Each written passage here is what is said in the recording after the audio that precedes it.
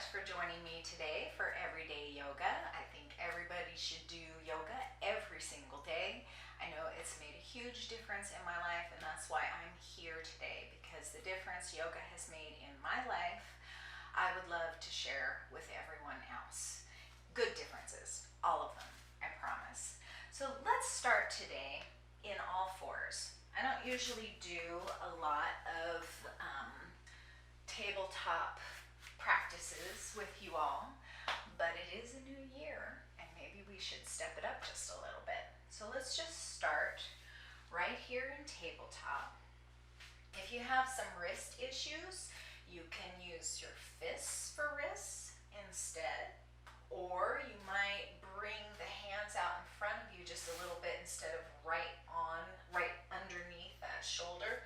You could have them out just a little bit to take some of that tension off. So explore a little bit what feels most comfortable to you here. But we're going to do a little spinal flexion, a little cat-cow. And wherever you are, as you can see, I have my wrists out in front of me a little bit because I do have some wrist issues.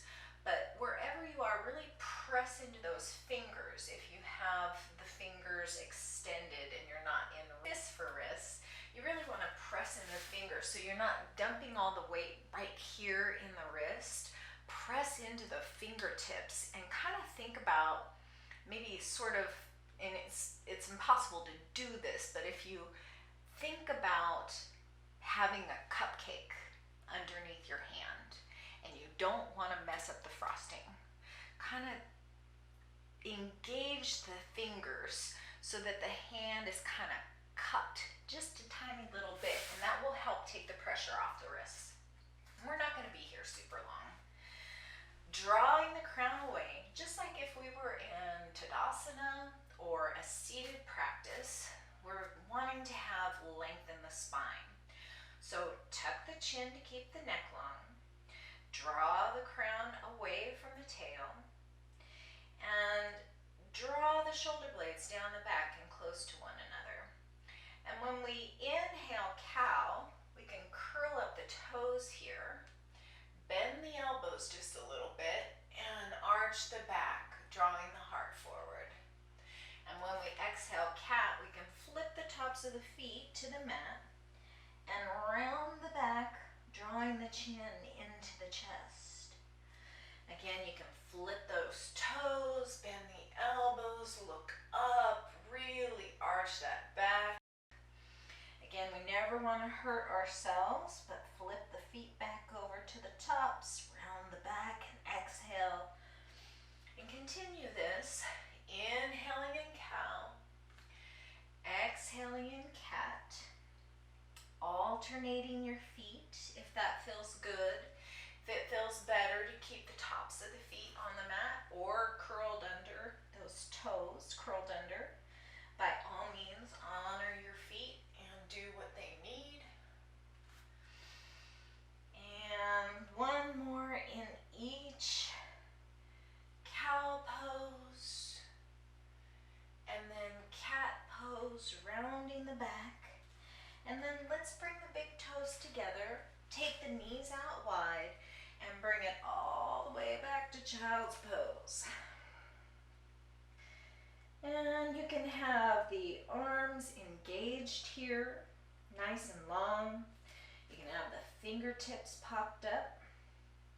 You can just relax the forearms down, bringing your forehead to the mat or to a block if you prefer. If you don't want to bring your forehead to the mat, you can stack your palms right here, or even your fists. One thing I love to do, and I learned this from Yoga with Adrienne, is she does shark fin namaste, where she brings the palms together out in front, forehead to the mat, and then lift up those palms to the back of the neck, so it's kind of a little shark fin.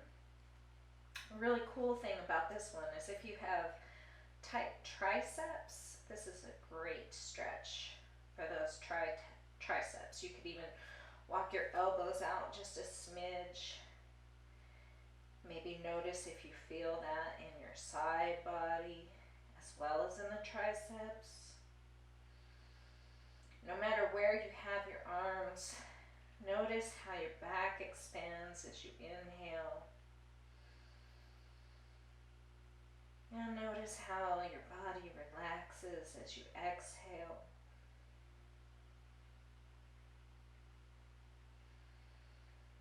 Inhaling and exhaling.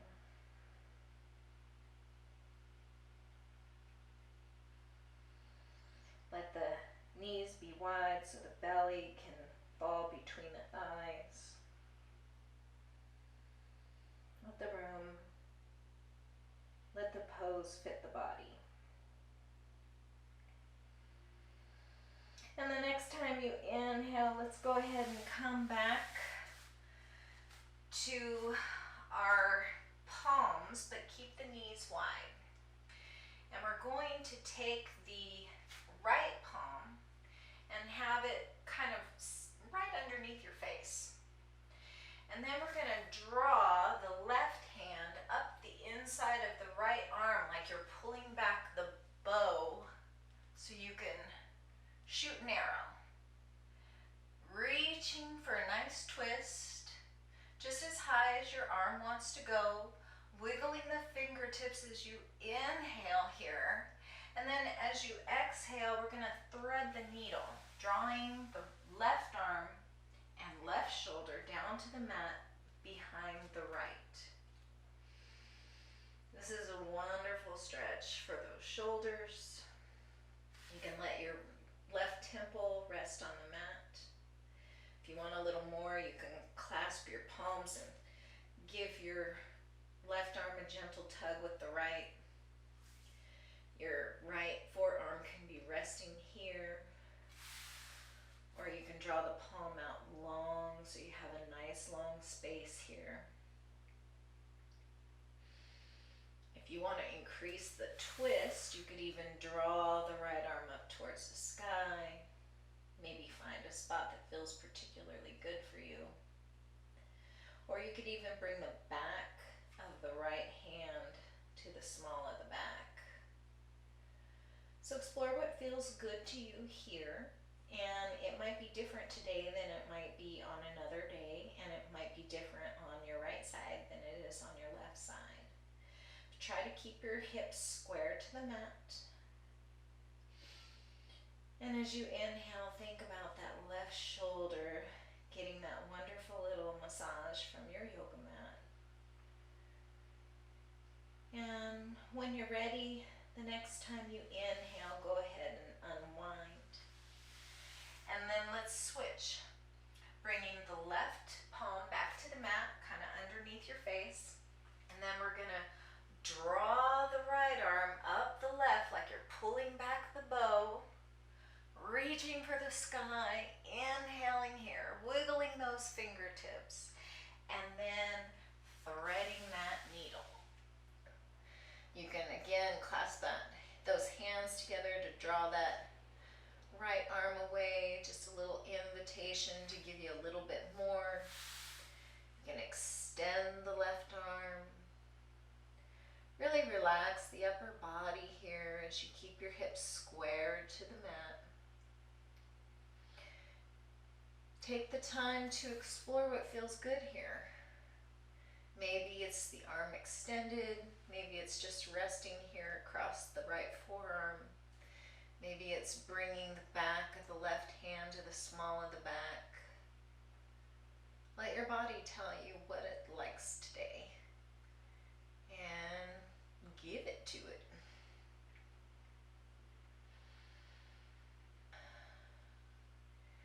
And when you're ready to release, go ahead and inhale back to center. Let's bring the calves parallel once again. And let's bring the forearms down to the mat. And lengthen the body, bringing the whole belly down to the mat. This is Sphinx pose here, and this is fabulous for the low back. But you do want to be pressing into the tops of the feet. Pressing into the pubic bone here. That kind of engagement will protect the low back.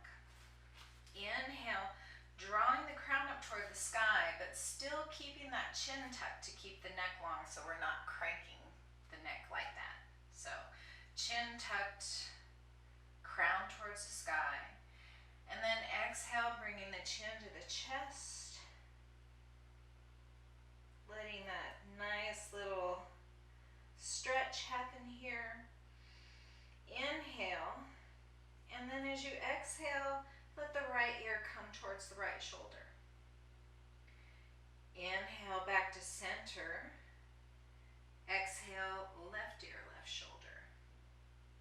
You might play with the breath a little bit. Maybe it feels better in your body to exhale center and inhale right.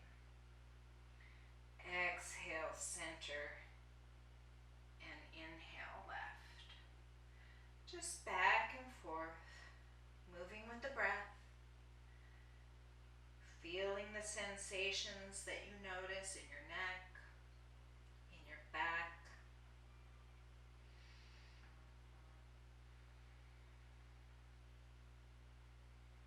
And when you're ready here, you can go ahead and inhale the head back up towards the sky.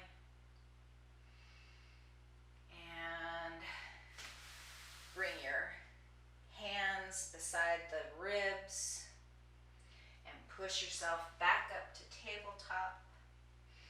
Bring your legs out to one side or the other so you can come to a comfortable seat, or you can cross them behind you and sit back. And let's come out into Dandasana, staff pose. So we can finish here in cross-legged, Sukhasana, easy pose if you prefer. But to keep the hips aligned, I prefer to sit in Dandasana. So your legs are engaged, toes are pointed up towards the sky. Bring the fingertips out to your sides. Let the neck be long and the crown of the head be drawn up towards the sky. Let the seat be nice and firm. And all together, let's inhale, palms up towards the sky where they meet overhead. And exhale, hands to heart. Anjali Mudra. Thank you so much for joining me today. May the rest of your day be filled with peace and harmony.